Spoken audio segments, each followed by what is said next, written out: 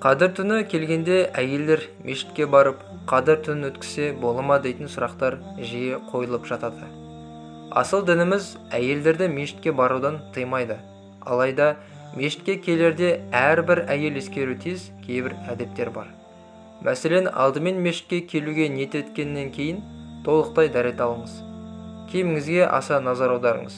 Күнделікті көшеге киетін киімдеріңізді емес, мешітке лайықты киіміңізді кигеніңіз абзалырақ.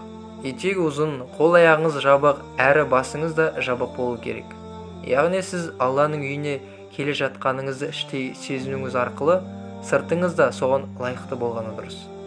Дегенмен, әйелдің құлшылық жасайтын ең абзал орны ол өзінің үйі. Оған пайғамбарымыздың хадисінде әйел адам үшін үйде оқылған намаздың 27 есе артық екендігі айтылған. Және тағы бір хадисінде әйелдердің ең жақсысы өз үйлерін мешіт етіп алғандары деген.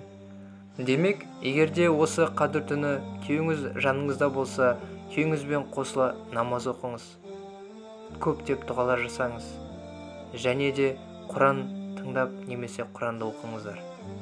Ал егерде күйеуіңіз мешітке кетіп, үйде жалғыз өзіңіз немесе бала-шағаңызбен қалсаңыз, онда балаларыңызға танымды кітаптар оқып бергеніңіз дұрыс болады.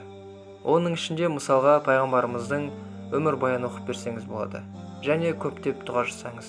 Өзіңіздің, отбасыңыздың бақыт-берекесін арттыратын дұғаларды, және де бала-шағаңыздың, күйеуіңіздің, өзіңіздің, туған-туыстарыңыздың дендерінің саулығын және бай қуатты болуын сұрап, одан басқа көптеген дұға тілектер жасағаныңыз абзал болады.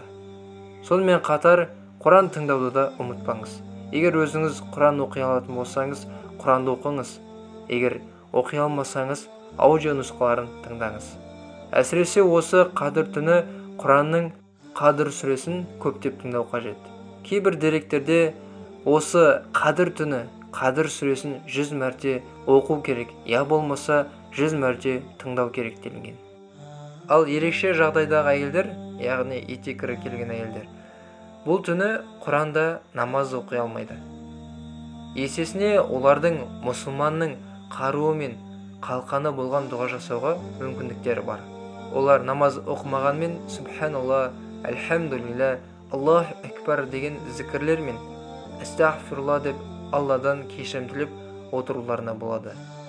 Қадір түнде мына дұғаны айтқан жөн: Я Алла, расында сен кешірімдісің, кешіруді жақсы көресің, ендеше мені кешіре көр.